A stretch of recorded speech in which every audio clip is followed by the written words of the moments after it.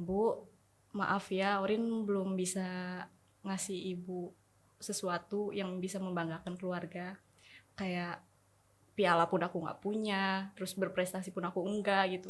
Di situ jawaban ibu aku yang bikin aku mulai sedikit-sedikit kadar insecure-nya tuh berkurang. Jiro lupa ngopi pasti Fatek Podcast. Oke, hari ini aku udah kedatangan teman yang emang udah lama banget ya nggak ketemu. Banget ya, berarti berapa? Banget, 9 tahun ada. 9 tahun. Baru ketemu hari ini lagi. Iya, Jadi betul. kan kita nggak tahu nih kemarin lu ngapain, gue ngapain kan. Jadi sekarang kita mau sharing aja sih, mau sharing apapun tentang kehidupan. Boleh, udah lama juga kan kita nggak ngobrol-ngobrol. Iya, dulu kan zamannya kita tuh masih Masih kecil, masih main-main. Ya main-main game 90-an kayak lompat Tali gitu kan, pakai karet. Terus yang bata disusun itu apa boy-boyan. Boy-boyan, tapi Iya. kalau di yang lain namanya apa sih? Gak tau, Apa ya? pokoknya yang bata. Beda ya? Yang bata disusun ke atas, terus dilemparin gitu, Kayak terus bola, iya. Terus kita lari-lari. Terus petak umpet segala macam gitu-gitu. Tapi kayaknya kalau anak zaman sekarang jarang ya yang main kayak gitu ya. Ya udah jarang sih aku lihat mah. Iya, kayaknya agak kurang seru masa kecilnya. Nggak serame kita ya. Iya. Interaksinya tuh kan kita mah human ke human, manusia ke manusia gitu.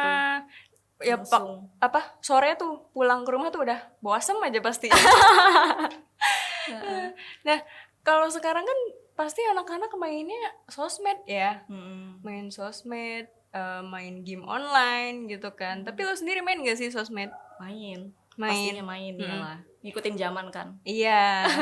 Itu lu udah berapa lama main sosmed? Gue dari SMP juga udah pakai sosmed. Facebook, enggak, dulu sebelum itu Friendster pernah sempet sebentar, terus Facebook, habis itu Instagram, Twitter, Tumblr, ya. Oh, Tumblr main? Dulu gue suka nulis juga sih, sempat nulis. Terus ya ada rasa nggak percaya diri dan lain sebagainya, jadi udahlah ada beberapa akun yang ditutup gitu. Kayak Line juga dulu gue nulis juga di Line. Tuh. Berarti Facebook udah nggak main tuh sekarang? Masih? Enggak, udah lama sih sejak SMA udah nggak main Facebook. Kenapa gitu? Gue beralih ke Instagram, terus kebetulan kan dulu gue belum pakai kerudung nih. Pas SMA gue udah pakai kerudung, ya gue pengen istiqomah kan. Jadi foto-foto yang kemarin tuh udahlah gue ini aja, gue tutup akun gitu. Soalnya memang itu full nggak pakai kerudung, pakai ya masih ya belum hijrah lah intinya gitu. Terus memang kebetulan teman-teman juga banyak yang udah beralih nggak ke Facebook lagi, lebih banyaknya di Instagram. Jadi ya udah perlahan-lahan pindah ke Instagram. Tapi sebenarnya kalau Facebook tuh sekarang banyak banget loh manfaatnya. Sekarang ada fitur yang namanya story, ada live juga, sama aja kan kayak Instagram, gak beda jauh. Terus sekarang juga bisa baca berita di Facebook. Terus kenapa sekarang lu nggak pakai Facebook? Gimana ya? Emang udah lama banget nggak make, udah nyaman juga di Instagram kan. Terus ya di Facebook tuh teman-teman juga udah jarang yang main Facebook. Jadi gue mau interaksi sama siapa gitu. Walaupun misalnya temennya banyak, ada sampai ribuan. Dulu kan yang penting banyak temennya kan. Banyak-banyakan temen sampai ribuan. Tapi kalau nggak kenal kan kita gimana gitu. Maksudnya mau apa gitu, nyampein informasi apa, atau mau say hello atau gimana juga kan kurang itulah kalau nggak kenal mah. Emang iya sih ya, dulu zamannya Facebook masih banyak yang make gitu kan, kita banyak yang make gitu. Kayaknya tuh kalau misalnya temen yang nggak banyak tuh kayak yang gimana gitu. jadi semua orang aja siapa aja di add gitu. Jadi banyak gitu, tapi nggak tahu, nggak kenal gitu. Lu sampai berapa ribuan ada? 1000, tapi nggak tahu siapa-siapanya ya. Ngelihat juga nggak pernah kan. Makanya beberapa bulan yang lalu juga baru buka Facebook lagi kan. Ternyata ya memang benar. Lu masih pakai berarti? Pengguna tidak aktif.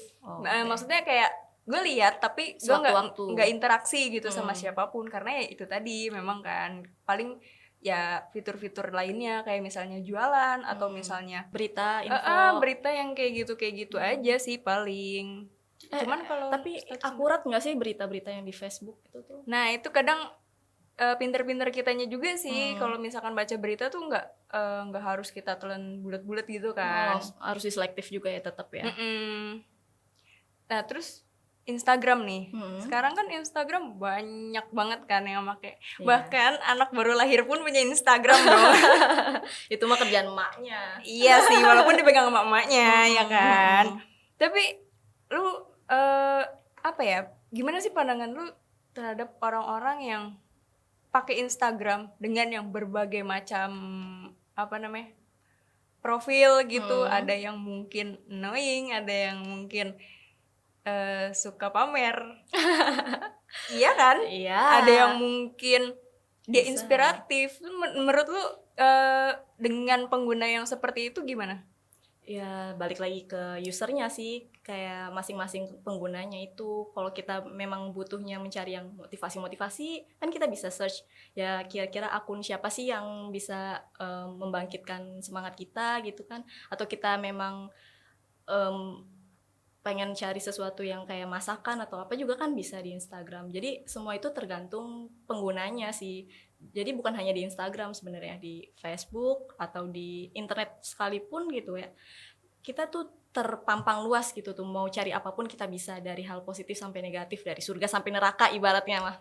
Tapi kan tetap balik lagi ke usernya itu, penggunanya. Jadi ya gue sih oke-oke aja lah gitu. Selagi ada manfaatnya buat gue ya gue ambil, kalau misalnya emang gue nggak perlu ya gue juga nggak follow mereka gitu. Tetap sih balik lagi ke diri gue nya, gue juga kan nggak semua orang walaupun artis atau siapapun gue follow kan, gue juga pilih-pilih, maksudnya yang sekiranya ada manfaatnya lah buat gue gitu tuh, ada sesuatu yang bisa gue petik ilmunya atau apanya lah gitu. Nah, yang menarik tuh ada satu kata yang mungkin nggak lama sih, udah dari beberapa bulan yang lalu, kata insecure. Oh. Ya kan? Iya iya iya. Di Twitter, di Instagram tuh rame gitu kan, kayak gue insecure nih lihat ini gitu. Karena ya memang tadi di Instagram tuh banyak orang-orang yang berbagai macam gitu kan, ada yang apa namanya, yang cantik, yang pinter, yang segala macam, dan Yang lebih dari kita ya. yang ketika kita lihat tuh bikin kita minder gitu. Lu pernah nggak kayak gitu? Oh, bukan pernah lagi. Gue itu kayaknya, aduh, sampai sekarang juga mungkin bisa dibilang sih. Jadi gue tuh cari-cari info ya, kenapa gue kayak gini. Terus gue sampai nemu artikel kalau itu tuh masa quarter life crisis kalau nggak salah namanya. Jadi masa, ya itulah, merasa kurang dari orang lain, merasa gagal, merasa pencapaian yang kita inginkan nggak tercapai. Jadi kayak kita membandingkan diri kita dengan orang lain, sedangkan di dunia maya kan memang yang nampak itu yang indah-indah ya, yang membanggakan, yang keren gitu kan. Ya gue insecure ada, tapi gue insecure-nya sama orang-orang yang berprestasi. Kalau berprestasi gue ngerasa, aduh gue juga apa ya, pernah ngebanggain apa ke orang tua, gue piala nggak punya. Sampai pada suatu malam gue pernah ngomong ke ibu aku, jadi gini, kan kebetulan aku masih tidurnya bareng sama ibu kan. Jadi pas malam itu aku ngomong, Bu, maaf ya, Orin belum bisa ngasih ibu sesuatu yang bisa membanggakan keluarga. Kayak piala pun aku nggak punya, terus berprestasi pun aku enggak gitu. Aku sering ikut lomba-lomba tapi gagal, selalu gagal. Sampai detik ini aku belum pernah punya piala, penghargaan gitu, nggak punya. Aku minta maaf. Cuman di situ jawaban ibu aku yang bikin aku mulai sedikit-sedikit kadar insecure-nya tuh berkurang.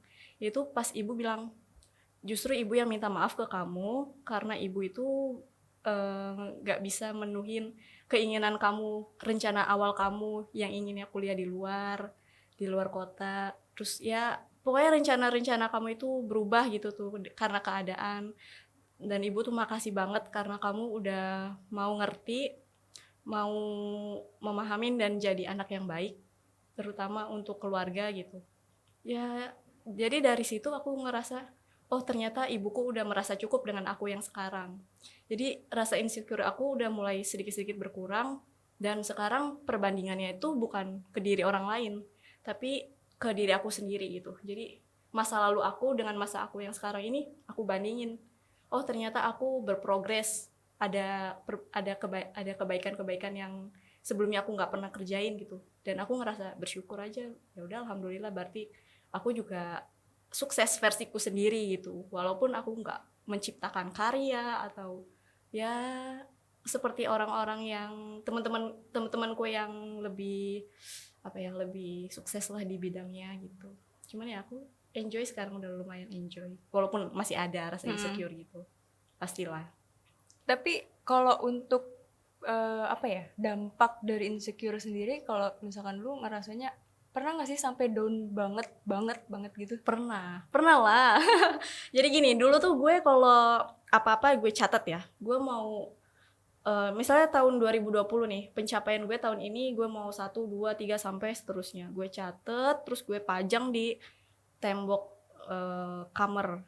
Terus gue juga sering banget gunting-gunting quote-quote gitu, kata-kata motivasi. Gue tempelin, walaupun kata orang, aduh ini anak cewek berantakan lah apa, tapi gue happy gitu, gue ngerasa ya ini motivasi gue gitu kan. Ya terus sampai akhirnya karena gue banyak ngerasa kegagalan dan lain sebagainya, jadi ya gue down, terus gue lepasin kayak gitu, dan sampai sekarang gue ya kalaupun ada harapan cita-cita gitu ya gue tanam di diri gue sendiri, nggak gue catet gitu. Terus kalaupun memang gue gagal, gue sekarang mikirnya gini, oh berarti apa yang gue harapin dulu itu bukan yang terbaik buat gue, nggak sesuai dengan kebutuhan gue gitu kan. Allah lebih tahu apa yang terbaik buat gue, dan gue malah lebih seneng, bersyukur dan bahagia karena dapat planning yang dari Tuhan gue sendiri gitu. Tuhan gue sendiri yang, lo nggak dapet ini, lo dapetnya B, ya udah gue nikmatin aja itu. Jadi gue jalanin, ya alhamdulillah sih. Kalaupun memang bukan harapan gue juga, kayaknya gue nggak bisa sampai kayak sekarang gitu. Mungkin ini emang jawaban terbaiknya. Terus gue juga selalu nyatetin keluh kesah gue di tulisan. Jadi gue kan orangnya ekspresif nih kebetulan. Kalau misalnya gue suka, gue tuh kelihatan gitu. Jeleknya gue tuh gitu, kalau gue nggak suka gue tuh kelihatan. Makanya kalau gue lagi nggak mood apa, gue mendingan ngehindar lah dari orang yang sekiranya nanti bisa jadi kecipratan gitu karena gue lagi nggak mood gitu. Nah terus ya udah gue catetin gitu, gue kesel kenapa, gue marah kenapa, terus udah sampai akhirnya gue tenang. Terus pas udah gue tenang, gue baca, gue oh kok gue gini, untung aja gue nggak ngelakuin ke orangnya kan. Jadi ya udah, terus kalau udah sadar mah ya gue hapus aja, disobek. Berarti gitu ya caranya, maksudnya? Iya kalau gue sih gitu. Jadi bikin motivasi untuk diri sendiri, bikin planning untuk kedepannya. Dan kita tuh jangan pernah ngerasa Tuhan itu nggak adil, nggak memberikan itu untuk kita. Tapi kita tuh bersyukur aja dengan apa yang Allah kasih ke kita gitu. Yeah. Karena memang itu jalan yang terbaik buat kita, gak sih? Ya kan? Apa ya, sekarang tuh ya nikmatin hidup aja, enjoy. Jadi gue belajar dari pengalaman masa lalu, gue ambil pelajarannya. Masa sekarang gue bersyukur, masa depan insya Allah gue akan lakukan yang terbaik gitu untuk masa depan. Jadi kalaupun gue punya harapan tapi gak sesuai dengan ekspektasi gue, ya gue bersyukur aja gitu. Gue setidaknya gue udah mencoba, gue maksimalin semampu gue. Tapi ternyata jawabannya bukan itu, berarti gue dapet yang lebih dari itu. Gue yakinnya gitu prinsip gue. Jadi oh ya udah, bersyukurlah, bahagialah, karena Tuhan sendiri yang menentukan jalan hidupnya gue bakalan seperti apa gitu tuh. Gue gagal di satu sisi, tapi gue dapat pengganti apa gitu, walaupun gak sesuai dengan ekspektasi gue gitu kan. Oke, berarti ubah insecure jadi bersyukur. Istimewa. Jiro lupa ngopi pasti Fatek Podcast.